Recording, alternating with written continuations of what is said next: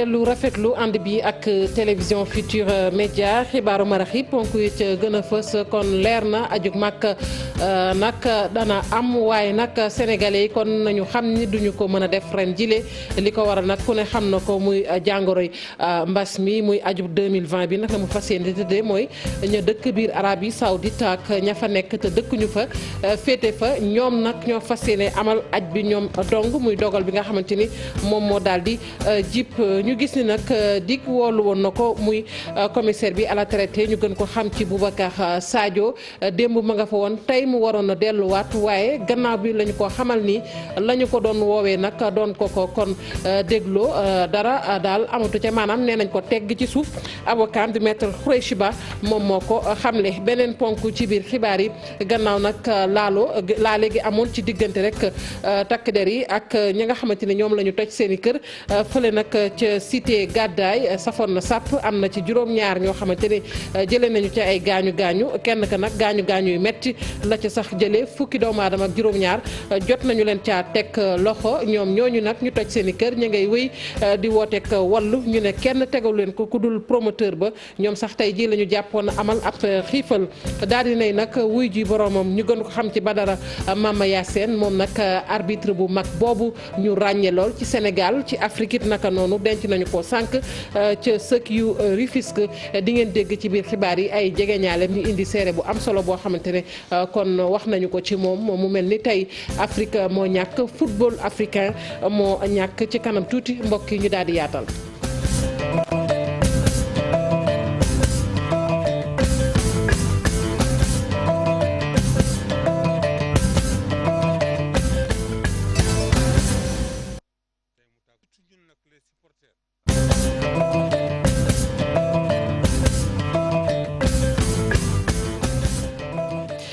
dalee nag jàmm ci xibaaru marax yi ñu doore ko rek ak li nga xamante ne nag moom mooy dogal bi daal di daanu yàggul dara muy ajuk màkk 2020 bi nag liñ ci xamle mooy du ñëpp cay mën a dem bokk na ci sénégalais yi kon ren ji li ko waral ku ne xam na ko muy mbas mi fi mu ne nii nag ña dëkk ca Arabie Saoudite ak ña nga xamante ni foofu la ñu féete naam sax dëkkuñu fa ñoom képp ñoo mën a amal nag ajub ren ji muy dogal boo xamante ne moom la kilifa yi féete ca Arabie Saoudite daal di jël ci ren bi ñeel ajub 2020 ñu daal di àddu nag ci àtte bi nga xamante ni amoon na ni ki tey ji moom Thione Seck moomu xam ngeen ni mu amaatoon nag leneen lu ñu ko woolu woon mu bokk ci kon koppar yooyu nga xamante ne nee nañ da ko doon weexal ba tey kon coow la ne woon kur ñu doon ko ca kon dégluwaat moom Thione Seck waaye àtte bi nag na mu tëddee ren na mu tëddee kon tey ji may jégglu jàpp leen ni ñetti atu kaso la ñu ko daal di tëj muy juróom-ñetti weer yoo xamante ne da koy tëdd ràpp ak juróomi millions yoo xamante ne alamaan la waaye nag xaalis bi nga xamante ne moom la ñu fekkoon ca këram ba jël ko xaalis boobu nag delloon nañ ko ca lu toll ci ñaar fukki millions ak juróom-ñaar mooy nag atep Thione Seck tey ji Alassane Ba Pape Sangone Mbaye ci leeral. Maître Alioune Cissé wax ci turu avocat yu Thione Seck mu ngi wane nag ñàkk àndam ci li nga xamante ni moom la cour d'appel dogal mu di ñetti atu kaso nga xam ne juróom-ñetti weer yi kese lay tëdd ak lu toll ci juróomi million ci suñu koppar mu doon ab amende. dañ ko tooñ fekk ay këyit ay morceau ne xaalis la jar war na nekk ay milliards yi dollars xaw ma lan ak lan ak lan depuis 2015 tey la ñu soog a xam ne loolu yëpp du dëgg mais yemuñu ci loolu nee nañu du dëgg xaalis bu ñu jëloon si moom nañ ko delloo. waaye war na tëdd 8 mois sur xam nga combien je sais pas à quoi ça ressemble. Thione devait être relaxé purement et simplement. bu weesoo peine boobu njiitalu Ramadan ñu tere ko bépp activité bi nga xamante ni dafa jëm ci wàllum banque lu toll nag ci benn at awakaam yi nee nañu fas yéene wu ñu yem ci fi nga xamante ni moom la cour d'appel joxe comme verdict waaye daañu def li nga xamante ni mooy pourvoi en cassation. am nañu assez de temps pour ça on a 6 jours selon la loi dinañ ci def li ñu ci war a def yëpp te maa ngi lay xamal ne pourvoi en cassation boobu ñuy xalaat du guléet am na décision bu ñu rendre woon même cour d'appel dossier boobu mu nga cour suprême. pour Alay Jité mi nga xamante ni moom la ñu tuumandoo woon ak Thione Seck ab mandat d'arrêt lañ ko jox wante itam ñu tëj ko lu toll ci juróomi atu kaso ak lu ëpp 1 milliard franc CFA ci ab amende wante itam tere nañ ko mu circuler ci réew mi lu toll ci fukki at.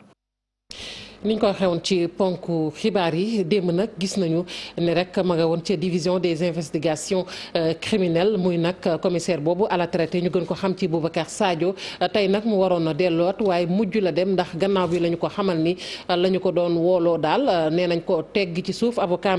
di maître Khoureychi Ba moom moo ko xamle muy ñuy fàttali ni moom moomu mooy ki bindoon nag ab bataaxal sànni jëmale ci njiitu réew mi nag ci anam bi mu yoree réew mi muy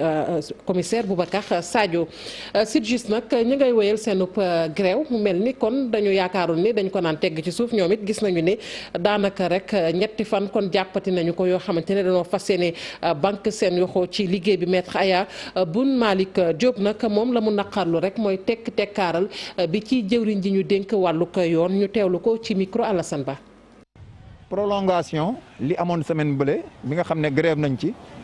5 jours ouvrables 5 jours ouvrables ba ñu paree gis nañu sunu ministre de la justice maître Malick Sall ba tey fa mu taxawoon ma nga fa ne tekk maanaam daal fas yéene jàmmaarloo ak travailleurs de la justice yi te liñ ci gën a li jaaxal mooy semaine ba la passé ci conseil des ministres président de la république dafa ne ko na nga ubbi waxtaan ak laamiso ak travailleurs yëpp ak frange yi nekk ci justice yëpp te nga créer atmosphère u jàmm mais gis nañu ba tey loolu yëpp faalewu ko ma nga taxaw fa mu taxawoon maanaam tax ndiggam fas yéene xeex ak ñun nag comme ay Sénégal lañu comme moom ëpp ñu benn droit ci dëkk bi dañoo décider jàmmaarloog moom ba am gain de cause yi mbir mi nag dafa am ay faucons yu nekk ministère de la justice ministre bu ñëw nañ la jéem a piège ba nga dugg ci genre de combat yi balaa ngay comprendre fekk c'est trop tard c'est dommage on l'a vécu mais c'est comme une malédiction qui nous suit gouvernement bi nag surtout président Macky Sall la ma waroon def yëpp def na ko boo xoolee ay réformes yoo xam ne macha allah président Macky Sall ak le gouvernement l'avait réussi ils avaient réussi le pari d'éradiquer les grèves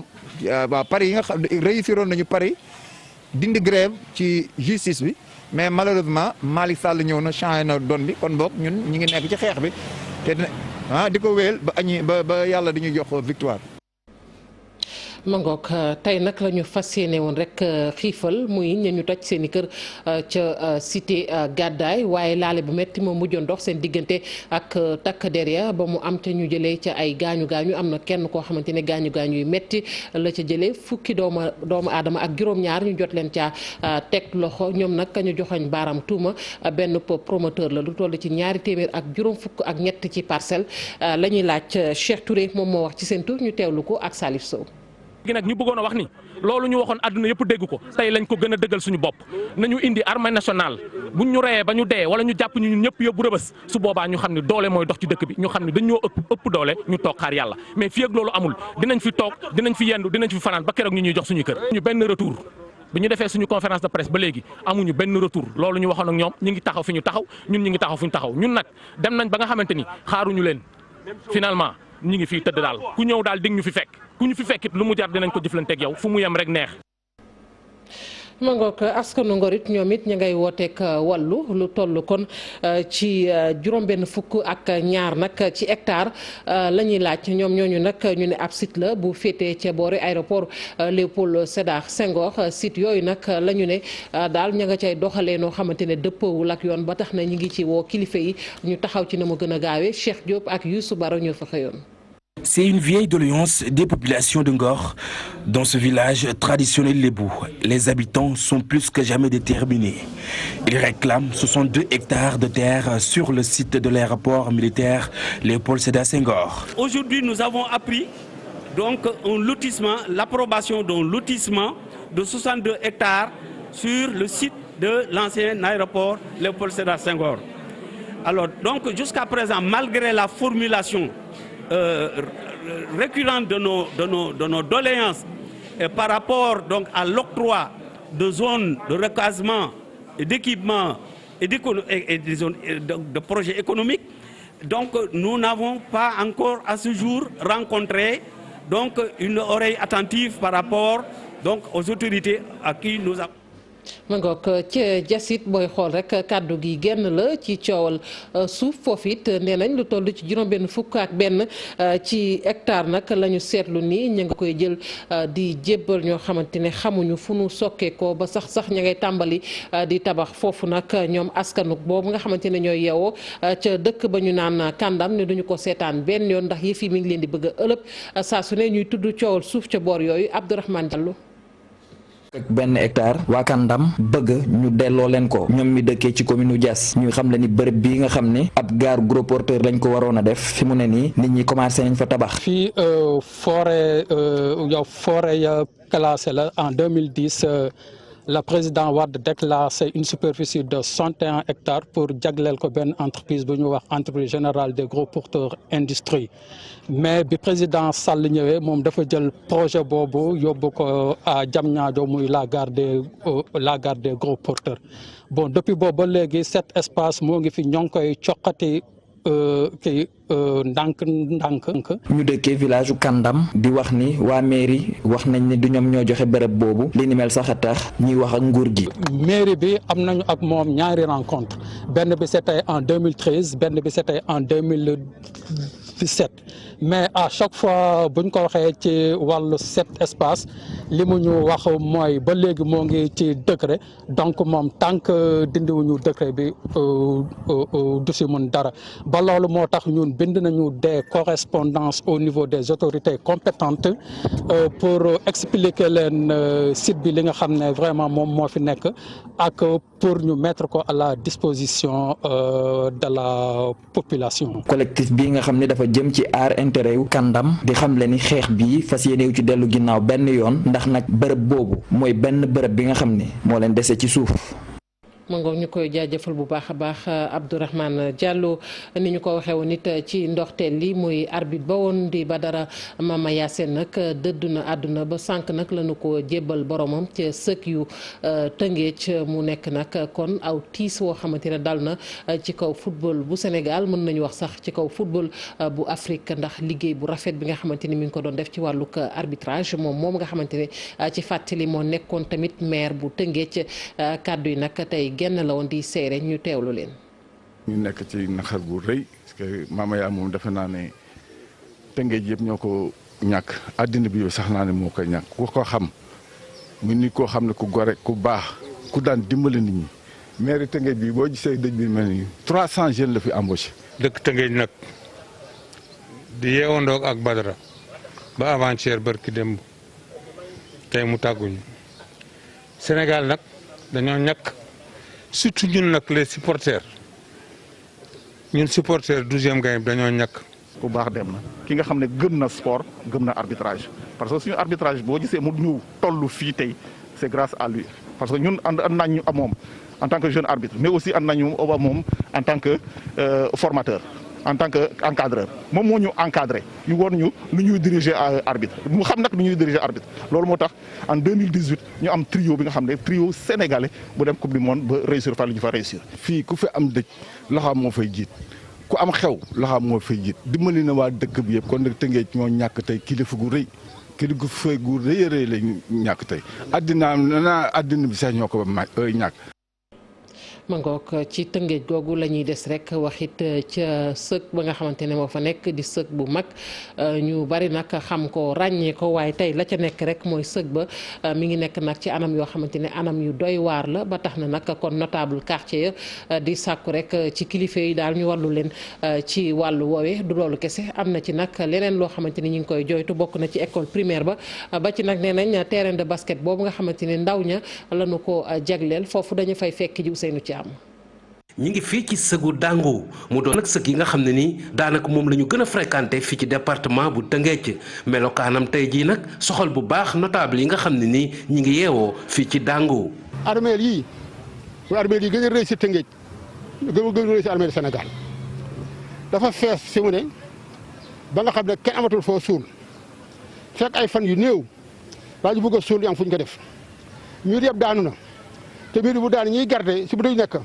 ñooy jóg dee fële di dugg si salle bi si armeel yi ak i fas ki mala di gas bàmmeel gi ak i bukki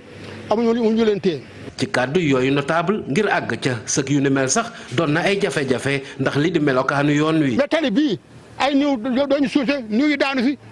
ñu soraat ko te ko du xasangaat demande daaw dañu ak maane fii nga xam ne mooy bureau yi ak gardien yi ñu defar ko defaraat ko bu baax ma am ko fi ñu fiy fanaan am ko fi ñu fiy suul am nañu fi ñëw guddi di fi suul da lañ fi suul xamuñu ko foo leen di jaar si gannaaw donc ñu jàpp ñëpp def demande nag particulier le ministre de l'environnement xam ministre de l'environnement du pour rek àll bi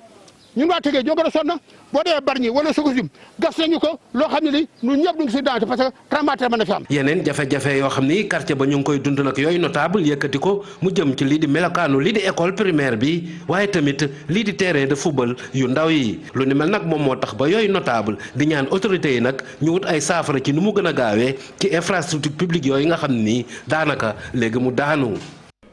ñu koy jaajëfal bu baax a baax Ousseynou Thiam ñu wax rek ci jàngoro mbas meeg tolluwaay bi bisu tey jii juróom-ñett fukk ak ñaar ci doomu aadama ñoom ñoo ko am rek ci junni ak ñeent fukki test yoo xamante ne def nañu ko mu soxal nag lu toll ci juróom-benn fukk ak juróom ci cas communautaire am na ci ñeenti cas yoo xamante ne ay cas contact laay wax sax juróom-benn fukk ak juróom yoo xamante ne cas contact la ñeenti nag di ay cas importé ca aéroport international Blaise Diagne bu Diass cas communautaire yi nag tey toll nañu ci fukk ak ñett ñi nga xamante ne ay cas grave lañu ñi ngi toll ci ñaar fukk ak benn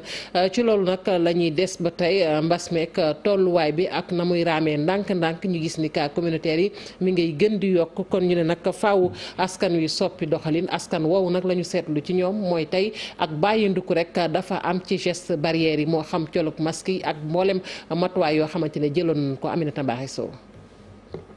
coronavirus way di faat ay nit fii ci sunub réew ci bésub tey lim nañu ñaari nit yu faatuwaat ci mbas mamulee loolee waral tey jile Sénégal am na lu toll ci juróom-ñetti fukk ak juróom-benn nit yi loru ci coronavirus bi mu tàmbalee ak léegi ñi faatu di yokku mu mel ni yenn sénégalais ñoom daa mel ni fàtte nañu coronavirus ba jàll nañ ci leneen moonte ñi muy faat ñu ngi yokk bés bu ne bu ñu jëlee semaine 15 juin jàpp 21 juin lu toll ci ñaar fukk ak ñeenti nit faatu nañ ci biir semaine boobule mu mel ni nag ci marché yi ci plage yi wala ci transport en public wala ci grand place yi yenn geste barrière daanaka fàtte nañ ko ndaxte ci marché yi faaw ñu seen police ñu soogam delloowaat masque yi ci kaw bakkan yi ci plage yi ay xale yu góor ak xale yu jigéen fees fa dell moonte xam nañu virus bi am na fii ci Sénégal waaye daanaka ñoom lu leen neex la ñuy def transport en commun lu ñuy woowee distanciation physique moom daanaka defatuñ ko metti boobu nag leneen daal di ciy tegu mooy cas importé yi tàmbaliwaat fii ci Sénégal surtout fële ci aéroport international Blaise Diagne loolee nag bokk na ci li ko waral mooy sénégalais yi nga xam ni dañoo càngoon ca bitim réew te ñu tàmbaliwaat delloo si leen ci seen dëkk mu mel ni nag ennemi bi ñuy xeex ba léegi mu ngi fii ci sunu réew cas yi bés bu ne ñuy yokku bu ñu jëlee bésub àjjuma fukki fan ak juróom-ñeent ci weeru juin lu toll ci téeméer ak juróom benn fukk ak ñeenti cas la ñu testé positif mu mel ni nag Sénégal mbas mi mu ngi wéy ba léegi di sonal nit ñi.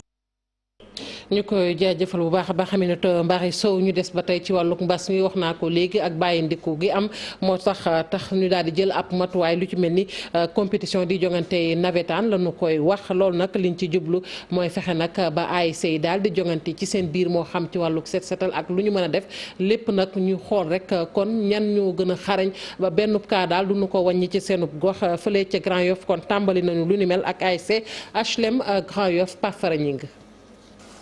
fukk ak juróom-ñeent ci ay ASC nekk ci diwaanu Grand Yoff tàmbale nañ lii di navétane Covid ngir fexe nag ba wàllante bi ci wàllu cas communautaire yi daal di dakk jongante bi nu mel fukki fan ak juróom lay duré waaye ñeenti critères yu am solo mooy tax nga gagné. kese mënu ko gagné il faut mu ànd ak imam il faut mu ànd ak chef de quartier il faut mu ànd ak bàjjenu gox il faut mu ànd ak curé il faut mu ànd ak abbé il faut mu ànd ak évêque il faut mu ànd ak jëwrin il faut que ñëpp jàpp ci pour que ASC bi mën a gagné donc loolu moom moo indi navétane Covid. donc navétane Covid day nekk jongante day nekk compétition ak nawetaan équipe nawetaan yi fi nekk yëpp ñu dajaloo di jongante ci ku gën a mën a wax ak nit ñi ku gën a mën a yee nit ñi ku mën a gën a def taxawaay bi nga xam ni nit ñi dinañ sol seen masque dinañ respecté li nga xam ni moom la waa ko docteur wax ba nga xam ni bu ñu defee 15 jours yi yow ci zone bi nga nekk amul benn cas bu boobaa yow yaay ASC bi nga xam ni gagné nga ko bi. ASC HLM Grand Yoff moom lañ njëkk a tànn ngir mu tàmbali jonganteem dugg nag ci terrain bu sensibilisation. def caravane rek wër jotaay yi xool fu nit ñi nekk parce que nit ñi gis nañu population bi dañoo commencé relâché wu ñi commencé wax dëgg yàlla respecté tuñ mesures yi waaw ñu fàttali leen ni feebar bi mi ngi fi jóge gu fi te comme ñun ASC la suñu bëggee football nawetaan foog feebar bi jóge fi te dem feebar bi jóge gu fi nag ñu leen di fàttali ni feebar bi mi ngi fi nit ñi jëlaat seen i matuwaay parce que cas communautaire yi commencé nañu jaaxal wax dëgg yàlla. mu jàpp ne approche communautaire donc moo mun a tax ñu daan lii di feebar bi ministre bu yor wàllu wér-gi-yaram li nu mel bëgg na mu dem fépp ci réew mi. dina nawetaan Covid ak niñ ko wonee fexe ba à partir de l'ASC jóge si bàjjenu gox yi jóge si imam yi ak képp koo xamante ne am na loo tekki ou bien am na foo bokk ci quartier bi rek yu lënkale la te xam nañ ne ku dëkk si quartier forcément am na si dispositif boo bokk si biir quartier bi finalement ñëppay ànd pour barrer Covid bi. li xew Grand Yoff donc bu sottee gëm naa ne bu ma wax ne cas dootu fi am de mais dootu fi bëri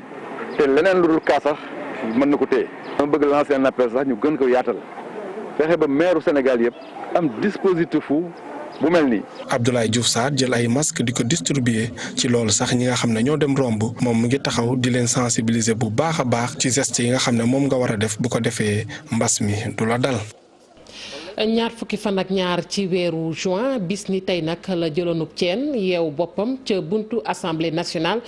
ci atum 2011 la woon muy député bi di Cheikh Bamba Dièye ndax projet de loi boobu jëmoon nag ci candidat yi nga xamante ne ni dañu dem ci second tour ñu ne téeméer boo jël